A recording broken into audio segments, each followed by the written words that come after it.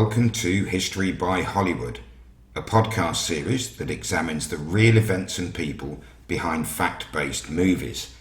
And this, the first episode of Thoughts and Themes, which I'll probably abbreviate to T&T. I did think of TAT, but there might be an element of nominative determinism there, so I'll stick with T&T as we refer to the main show as HBH, just because we're lazy. This is a new subsidiary show revisiting some of the movies already covered in the main series, concentrating less on the details of the movie, which of course we've already done, and with a broader focus and in a more general sense. This is T&T 1, entitled Hidden Meanings, and this is going to go out on Sunday the 26th of July 2020. In this first episode, we'll be mainly focusing on Gladiator and Braveheart, although there will be references made to other movies we've covered and maybe one or two that we haven't. My name is Martin Darlington, and I have no idea how this is going to go. When we watch a historically based movie, there can be multiple levels at which it speaks to us. It may be pure entertainment. It may be trying to tell a little-known story, or tell the truth behind a story we think we know, or it may have a deeper message, and that's what we're examining today. Looking through the list of movies that we've covered so far, I found it quite surprising how relatively few that we've covered have a deeper message, or at least one that I can easily identify. And that's well over 80 so far if we include the multiple movies we've done in the Ones That Got Away episodes. Some that do have a deeper message won't feature in today's episode, as they will fall into another T&T show for later on. But primarily, as we mentioned in the intro, today we're looking at Braveheart and Gladiator. When Andrew and I first envisaged HBH and what it should cover, we identified initially two prime areas of accuracy. One is in technical details. For example, an actor in Spartacus is seen wearing a watch. A truck can be seen in the backdrop. In Gladiator, a crashing chariot can be seen with a gas cylinder fitted in the back, and so on. And we decided early on, we're really not bothered about such trivia. The other main area was one of accuracy of time, characters, actions, sequences of actions, consequences of actions, and this is where we have decided to concentrate. However, it's become apparent as we've progressed that there's a third, less tangible area, and this is the deeper message and what I want to concentrate on today and in subsequent T&T episodes as we go forward. It may be an intended deeper message, almost subliminally guiding the audience's feelings and attitude towards something or someone, or it may be inadvertent. And to those that can recognise and identify an inadvertent deeper meaning, it may not be at all what the filmmakers intended. We'll start with Braveheart. I remember first watching and thinking, that's a fine example of a boy's own adventure story, yet it's such a shame they tried to place it in a historical context, as so much of it is clearly rubbish, and the main aim is to propagandise against the English. As an Englishman, even a not particularly vocally English Englishman, it's hard to watch this movie and not feel that it's been made by someone with deep anti-English sentiments and to feel a little bit hurt. It's hard to ignore the errors, of which there are many. For example, and I know we've done this before in the main episode, but for those who've forgotten or maybe didn't listen to it, it's episode 45, I think, we're just going to quickly look just as an example of how much someone can get wrong in such a short space of time. The first caption, or one of the first captions, tells us this is the year 1280. And then we hear this opening narration. I shall tell you of William Wallace. Historians from England will say I am a liar, but history is written by those who have hanged heroes. The King of Scotland had died without a son, and the King of England, a cruel pagan known as Edward the Longshanks, claimed the throne of Scotland for himself. Scotland's nobles fought him and fought each other over the crown. So Longshanks invited them to talks of truce. No weapons, one page only. Okay, so let's break that down. Let's start with the first thing he said. Historians from England will say I am a liar. No, pretty much all historians will say that. Or if not that you're actually a liar, you're still very wrong. Okay, and next you said... The King of Scotland had died without a son. No, you see, your caption told us this is 1280, and King Alexander was very much alive in 1280, and so were his two sons. Now, they would both die before him, and in 1286 he would ride his horse off a cliff on a stormy night and die. So his granddaughter Margaret was summoned from Norway, but her ship went down, so that is when Scotland found itself without an obvious heir. So we're kind of 6 years out on the initial date. Maybe it was a typo, I don't know. Okay, now, next you said... And the King of England, a cruel pagan known as Edward the Longshanks, claimed the throne of Scotland for himself. Okay, there's little evidence that King Edward I was cruel. He certainly could be ruthless, but most successful monarchs of the era could certainly be described as ruthless. So it doesn't really set him apart. He was called Longshanks because he was particularly tall. And as for being a pagan, no, definitely not. Either in the modern interpretation as being a non-Christian, or the earlier definition of being a peasant. And no, he didn't claim the Scottish throne, although he certainly tried to support a Scottish claimant who he felt would be in the best interests of England. In this first instance, it was John Balliol, who was also supported by a majority of the Scots nobility, at least at this stage, as they sought to find a solution to the interregnum that had followed Alexander's death. Okay, so next. Scotland's nobles fought him and fought each other over the crown. Yay, he got something right.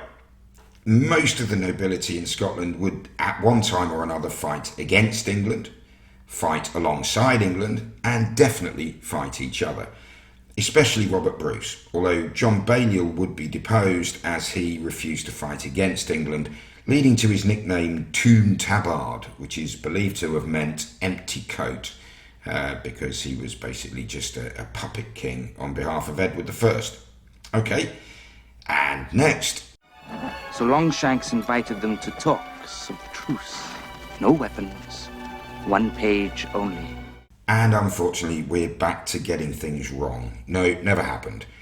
It was the Scottish nobility, in an impasse trying to choose Alexander III's successor, who had somewhat naively approached King Edward and asked him to decide on their behalf. That didn't go so well, initially at least. Furthermore, there were no kilts worn in the 13th or 14th centuries, wouldn't be for a couple of 100 years. There was no blue war paint worn, and it hadn't been for even more hundreds of years. The reference to prima nocta, the local nobleman's right to claim the first night with a newly married woman, is utter codswallop. No such law ever existed, although there's no doubt that certain noblemen across the world will have undoubtedly taken advantage if the opportunity arose and their character led them down that sort of decision. There are similar myths surrounding a supposed French law of droit de seigneur, the right of the lord. Even Mel Gibson has admitted the historical faults, describing his movie as historical fantasy. I mean, really, even the title is inaccurate, as the epithet Braveheart was given to Robert Bruce, not William Wallace. And a lot of the movie uses the dramatic Scottish Highlands as a backdrop, whereas Wallace operated in the lowlands. And this is paradise for pedants. However, setting the detail aside, what's the movie trying to tell us in a more general sense? The obvious message the movie's trying to deliver to the audience is the power and importance of independence and freedom. This is delivered in a rather unsubtle way, reminiscent of the British war films of the 1950s, where all the Germans are jackbooted Nazis wearing monocles and being nasty.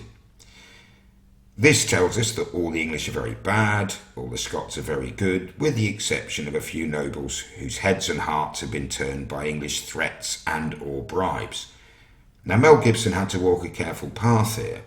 If he portrays the English as completely cowardly and ineffective, he diminishes Wallace's success against them. So he has to make them quite effective, but only through ruthlessness, treachery or overwhelming numbers. But the underlying themes promoted by the movie include independence, freedom, rebellion, fighting against tyranny, defiance. All very positive, laudable activities, viewed from that perspective. Because some people might describe them as nationalist, isolationist, disruptive, violent, intransigent, uncooperative, insubordinate. Two sides of the same coin? It's the classic conundrum. One man's terrorist is another man's freedom fighter. Okay, let's set Braveheart aside for a moment and look at Gladiator through the same lens. Again, we find a lot of similar themes here. A great injustice, this one suffered by a single man, or two men if you include the murdered Emperor Marcus Aurelius, the quest for survival and then revenge, the setbacks, the betrayals, and in the conclusion, the ultimate sacrifice for a greater good. Now, the main character, Maximus, is fictional, and he's used to focus the narrative on what the movie is really trying to say, and this is a similar message to Braveheart. Resist tyranny. Give the people a say, although democracy as we know it would have been as alien to the 2nd century Romans as it would to the 13th and 14th century Scots. But like Wallace, Maximus demonstrates in the most visceral way that the hero is willing to make the ultimate sacrifice to achieve his desired aim. There are no concerns or doubts that this aim is in the best interests of everyone, or at least everyone who is deserving of receiving the benefits of such aims. The criteria for being included in this group, the beneficiaries, are hazy, but the judgment of the hero is the ultimate test. And this certainty, this conviction, is something to which we'll return. But for now, let's get down to brass tacks, and those who've been with us a while will know that every few episodes I manage to crowbar into the discussion a reference to the message of Gladiator about Maximus's dying statement of returning Rome to the power of the people and the Senate, and saying, yeah, they weren't the same thing. So let's just listen to Maximus's final decree. This is as he dies in the sand of the arena. Spoiler alert if you haven't seen Gladiator. Senator Gracchus is to be reinstated. There was a dream that was Rome. It shall be realized. These are the wishes of Marcus Aurelius. So he repeats this vague ambition about which Marcus Aurelius talked to him just before his evil son Commodus strangled the old emperor. There was a dream that was Rome, a dream that had become corrupted, and possession of this dream should be given back to her people, which it suggested involves returning the Senate to power.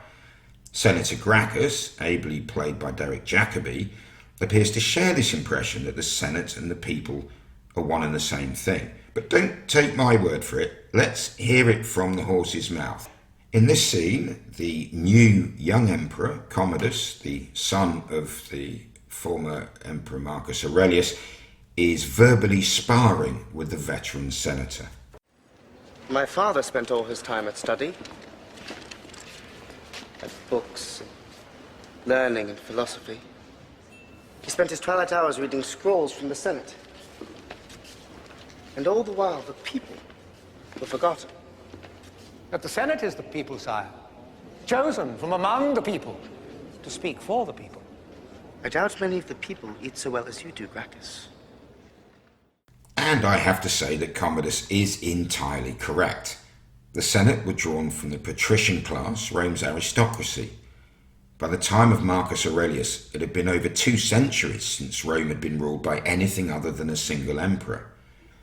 By the time Augustus, the first emperor and the adopted son of Julius Caesar, died, his reign had lasted more than 4 decades. Anyone who could remember the days before Augustus's reign would remember civil war, famine, proscriptions, armies marching across Italy, stripping the country of its resources, and general chaos. A chaos that had lasted on and off for nearly a century. Then Augustus brought stability. He may have brought it with an iron fist at times, but to the normal man or woman in the street, on the farms, looking for work in the cities, looking for work in the countryside, it was predictable, relatively safe peace, at least within the immediate area of Rome. So why would anyone wish for a return to the Republic? Rome proves to us the old wisdom put forward by the Greek philosopher Plato, that the most effective form of government is an enlightened, benevolent dictator. The caveat being, you don't find out if they're going to be consistently enlightened and benevolent until the end of their reign, by which time it's too late. Rome we saw flourish under good governance and flounder under bad, and there are plenty of examples of both. Which you get seems to be largely a matter of luck. Let's remind ourselves that Marcus Aurelius was the last of what are referred to by historians as the 5 good emperors. He was the only one who handed the empire to his natural son. Now, I'm sure if the others had had natural sons, they probably would have done, but they didn't. So they chose their successors. Marcus Aurelius, contrary to the suggestion of the movie, never seems to have considered, or there's no evidence that he considered, disinheriting Commodus, even though he may have had some concerns about Commodus's character. The point I'm making is that the movie Gladiator puts forward this golden era of the Republic as an ideal to which Rome should return. But like most nostalgic myths, it's a lie. The Senate were incredibly corrupt during the latter years of the Republic in particular. In the imperial era, there was also widespread corruption, more under some emperors than others, but often this was undertaken and profited by the newly created bureaucratic class, many of whom would be freedmen, so former slaves. So the senators absolutely detested such corruption because the benefits of such corruption were going to someone else and not them.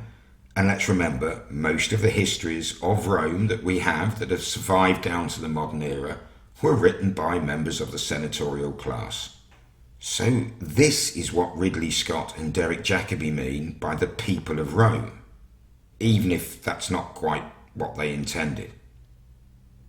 The intended underlying theme is that democracy, as we understand it today, is the pure dream for which the whole world should strive, and we should be willing to sacrifice even our lives. Senator Gracchus's phrase, "The Senate are the people, drawn from the people, to speak for the people," should sound familiar.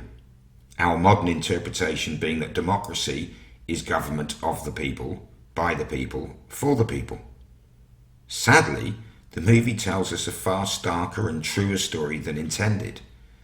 Mature democracies usually become the running of a country by the very rich few, for the very rich few.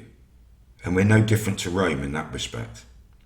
Now, before anyone thinks I'm urging you all to consider returning to absolute monarchies or imperial dictatorships, I would point out that I'm fully aware of what actually followed the assassination of Commodus, and although he did try his hand at gladiatorial contests, that's not how he died. He was strangled in his bath by a slave who was his wrestling trainer. Nearly 5 years of civil war and multiple claims to the throne followed his assassination. The eventual winner, Septimius Severus, would on his deathbed tell his 2 sons, "Be harmonious, enrich the soldiers, and scorn all others." So, enlightened, benevolent, not so much. However, his 18-year reign did provide some relative stability, but after his death, his elder son had the younger one murdered and ruled alone for another 6 years before being murdered himself by a soldier passed over for promotion. It would be the better part of a century from the death of Marcus Aurelius, the last of the so-called 5 good emperors, before Aurelian would give rise to the Illyrian emperors and bring some much-needed stability to the empire. Okay, shall we return to 14th century Scotland? Wallace makes speeches similar in profundity to those of Maximus and Marcus Aurelius. A typical sample comes after the Scottish victory at Stirling Bridge, And if you have seen the movie, one of the more comical errors is that despite the name of the battlefield, Stirling Bridge, which a detective might view as something like a clue, the movie makers decided not to include an actual bridge in the battlefield scenes. Anyway, after the battle, William Wallace is knighted, and he watches as the Scottish noble factions argue with one another over who is to be king, and they're all desperately trying to get Wallace to support their faction, recognising his influence with the common people after his military successes. William Wallace, now Sir William Wallace, disgusted by the bickering aristocracy, goes to leave, at which point the assembled nobles, very aware that this could be bad for all of them, ask him where he's going. We have beaten the English, but they'll come back. Because you won't stand together. Well, what will you do? I will invade England and defeat the English on their own ground. Invade? That's impossible. Why? Why is that impossible? You're so concerned with squabbling for the scraps from Longshank's table that you've missed your God-given right to something better. There's a difference between us. You think the people of this country exist to provide you with position. I think your position exists to provide those people with freedom. And I go to make sure that they have it. So here we have a proper man of the people. And in reality, he was as good as his word. He really did invade England.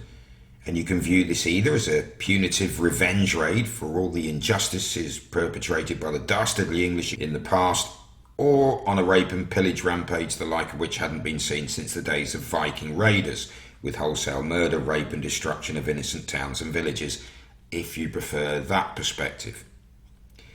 We do see a man who's utterly intransigent, refuses to treat with the English, refuses to abandon his ambition of an independent Scotland, who's fully aware of the wavering loyalty of the Scots nobles, many of whom held land in both Scotland and England. But Wallace knows if he can demonstrate to them that the English can be beaten, and beaten again, even the self-serving nobility may come to support Scotland as a nation, and at that stage Wallace's dream can come true. Now, I never saw it coming until we started to examine the movie for its HBH episode, but for all its errors and faults and bias, the movie gets the real truth about Wallace and his character pretty much bang on. So here's a clip from the movie at Wallace's trial. William Wallace, you stand in taint of high treason. Against whom? Against your king. Have you anything to say? Never in my whole life did I swear allegiance to him. It matters not. He is your king. Confess, and you may receive a quick death. Deny, and you must be purified by pain. Do you confess? I do find myself listening to that clip and feeling an awful lot of sympathy. He was tried for treason. He did offer the defence that he couldn't be considered a traitor to a king to whom he had never sworn allegiance, and he didn't consider his own. It's very difficult to argue that that is not a reasonable defence. However, a medieval court, overseen by a senior cleric with clear instructions from his king as to the desired outcome, wouldn't have been in the slightest bit interested in reasonable argument. So our modern acceptance of Wallace's defence does nothing to help him, but it does allow us to give Mel Gibson a tad more credit than might previously have been thought. So my conclusion, therefore, is that when you examine the underlying truth of each movie, the hidden truth of it, Braveheart is actually a more honest movie than Gladiator, as it does honestly depict the spirit of the man and his message. Now, both of these heroes have one similarity that's worth a word or two. They both know what's best for everyone else.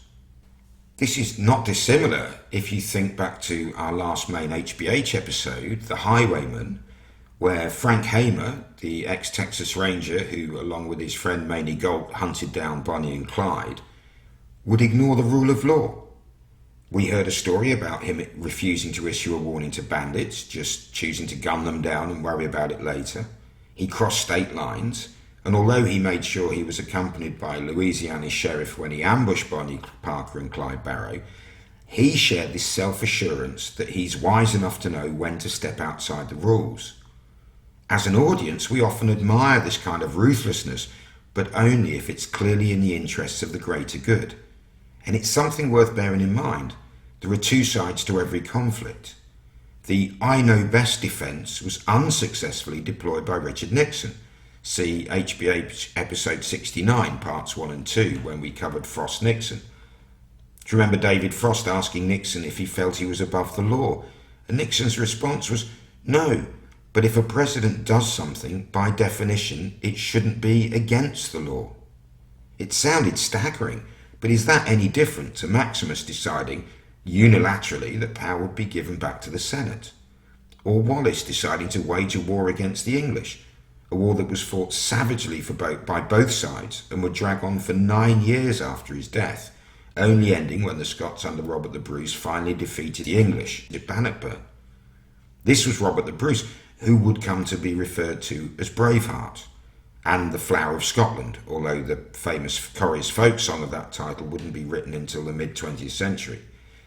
This is also Robert the Bruce, who changed sides several times during the Scottish Wars of Independence, but he did emerge as the winner of the war against England and the civil wars within Scotland, going on to rule a united Scottish kingdom for a further 15 years before dying peacefully in his mid-50s.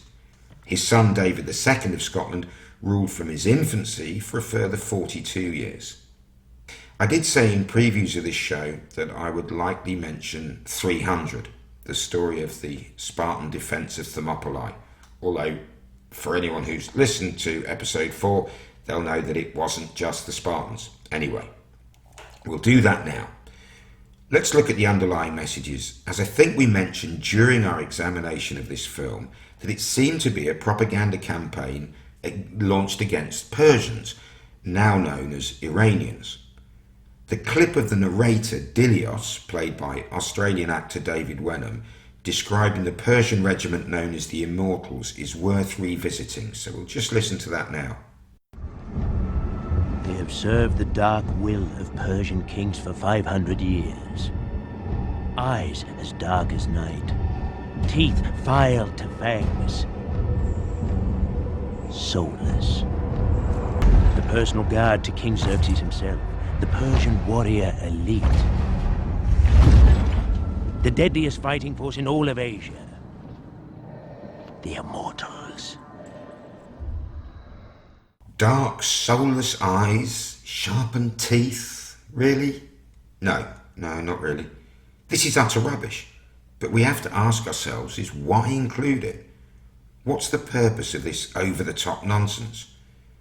We can't necessarily heap all the blame at director Zack Snyder's feet, but he is the captain of the ship, so he bears the largest share of responsibility. And if the idea came from him or someone else, I'm curious as to its purpose. Was it trying to remind us who the goodies and baddies are, as if we need telling? Or is it something more sinister?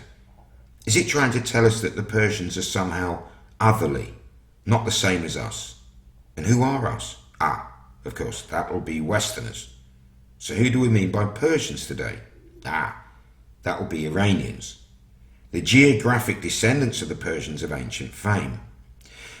The Persians were one of the most extensive and successful empires in known history, and also one of those with the lightest of touches. As accurately depicted in 300, all a city, a nation, a tribe or a people had to do was offer a symbolic gift of earth and water to the Persian ambassador as a symbol of submission. After that, carry on as usual.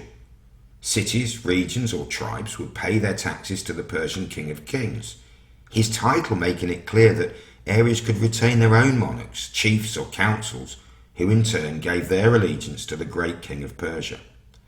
Sometimes these taxes would represent a reduction from the level that had been paid to their previous overlords, had there been any. Also, when the great king summoned them, they would provide troops for war. But these were usually told to come as they are. If their tradition as warriors was horse archers, come as horse archers. If it was spearmen, come as spearmen. And then they'd be integrated into the larger Persian army. Now, The problem with this assumption on my part that Snyder and the movie makers are trying to begin a program of propaganda against Iran is that the sort of people, and I'm generalizing here, who are likely to be swayed by watching a movie about events that took place 2,500 years ago, believing that these events and its protagonists have some sort of relevance to the modern world, are not likely to be the sort of people who will know that the modern descendants of Persia are the Iranians. So it would miss the mark. Unless, of course, there's a general wish to demonize all people who live to the east of the Western world and look different, which is far from implausible. Just look at the timing. 2002, we have George W. Bush referring to the axis of evil and identifying the said axis is Iran, Iraq and North Korea. This is the year after, in fact this was only a few months after 9/11. Despite Iraq and Iran having fought a vicious war throughout the 1980s, he lumped them in together. In 2003, US drones started penetrating Iranian airspace. Throughout 2005 and 2006, starting out on his second presidential term, George Bush and his administration became increasingly vocal in their concerns about Iran enriching uranium. The newly elected Iranian president, Mahmoud Ahmadinejad, made repeated Republic requests for dialogue, but these were dismissed by the Bush administration as nothing more than publicity stunts, which they may well have been. So it's in this increasingly tense situation that Zack Snyder directs his movie. Coincidence? Probably. Fruity conspiracy theory worthy of further promotion, particularly after a few beers? Definitely. Don't forget, the Scottish National Party and their ongoing campaign for a separate Scottish state received a real boost in the aftermath of the release of Braveheart. Professor Robert Brent Toplin, Emeritus Professor of History at the University of North Carolina, wrote on the History News Network, and I quote, "Before the movie's appearance in Scotland, the nationalist cause had been substantially marginalised. After the film excited intense local interest in Scottish history and culture, talk about independence amplified. Braveheart's impact on the people of Scotland reveals the potential of film to shape public opinion and agitate national politics." End quote. So let's not underestimate the power of popular culture to mould attitudes. Sergei Eisenstein's battleship Potemkin, a highly fictionalized account of a 1905 mutiny in the Imperial Russian Navy, was shown in 1925 as blatant propaganda against the former ruling classes. For the movie nerds amongst us, it also featured a cinematically famous massacre of civilian protesters on the Odessa steppes by Russian Imperial troops, something that has had many a homage paid to it, not least in The Untouchables, see HBH episode 66, with the baby in pram bouncing downstairs being a feature of both movies. A later Eisenstein movie, Alexander Nevsky, which showed a medieval Russian hero defending the mother country against invading Germans, was censored in the early years of World War II due to the Soviet-Nazi pact, but in the aftermath of the Nazi invasion in 1941, was released amidst enthusiastic support from the authorities. Possibly one of the most influential propaganda movies of all time, and yet one of the most malicious, was 1915's The Birth of a Nation. Incredibly, critics on Rotten Tomatoes rated as 93%. Despite most of their reviews acknowledging the vile message of the movie, they praised the technical aspects, many of which had not been seen before, and would go on to become staples of the industry. It tells a twisted story of the US Civil War through the experiences of two families, one southern, one northern. At the time of its release, the Ku Klux Klan was slowly fizzing out of existence or relevance. But director D.W. Griffith's movie mythologized and glorified the Klan, depicting them as brave heroes defending their people from the ravages of out-of-control African Americans. It particularly played on the theme of white women being at risk from rapacious African American freed slaves. It proved to be a great recruitment tool for the Ku Klux Klan, who enjoyed a huge revival after the release of the movie. Tragically, it remained the most profitable movie ever for over 2 decades, until 1939, when it was finally replaced by Gone with the Wind, another movie that romanticised the Old South. We will revisit Birth of the Nation now, no doubt, in our next TNT episode, but for now, it just leaves me thinking, come on people, what the hell are we doing here? The Kingdom of Heaven is another Ridley Scott-directed attempt at a swords and sandals epic. The underlying message, rather spoon-fed to the audience, is that the Crusades were a bad thing because they were dominated by selfish, greedy Europeans. Although this message could justifiably be met with comments of, well, tell me something I don't know. The movie then tries to underlie this message with an alternative.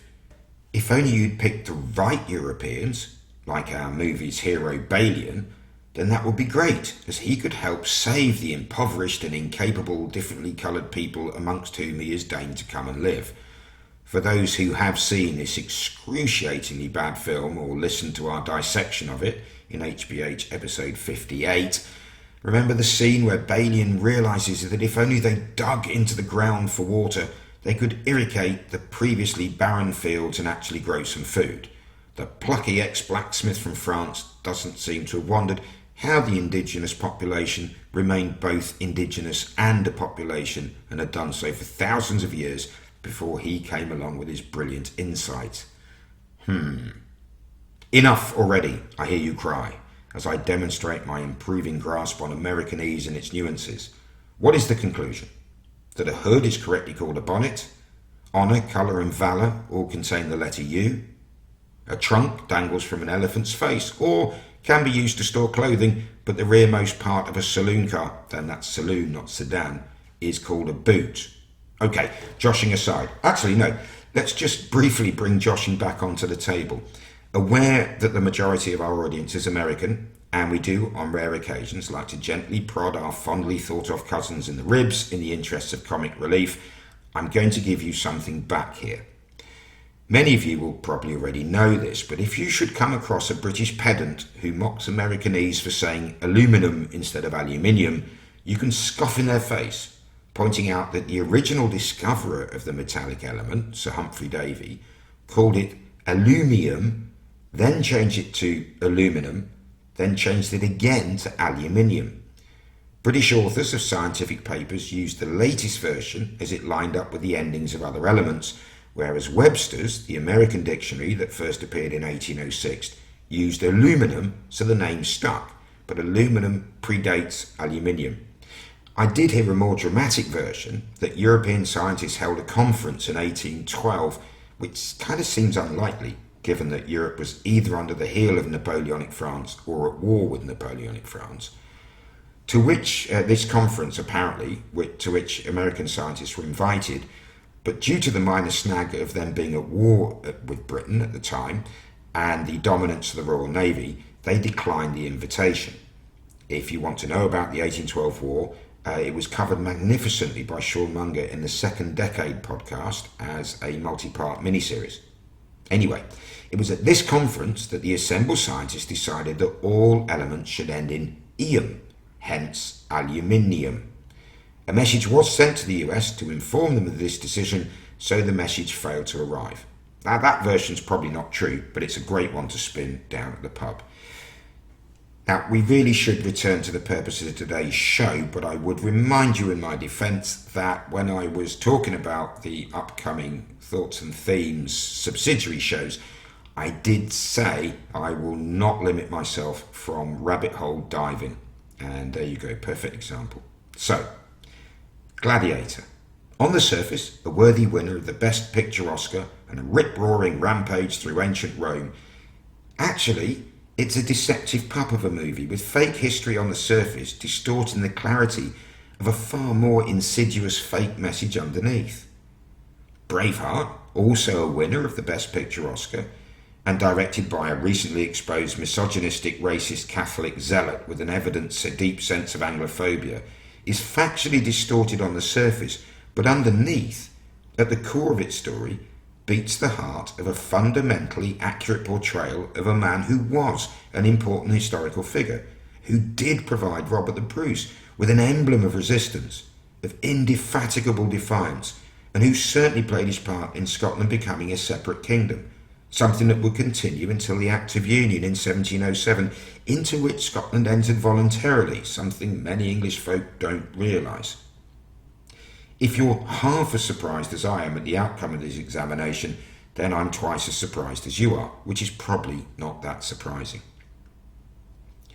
Next time out, we will be returning to a History by Hollywood main episode, this one being episode 77, covering Sully, the story of Captain Chesley Sullenberger, which is just such a wonderful name. Captain Sully flew his A320 airliner to a safe landing on the Hudson River after a double-engine failure after takeoff.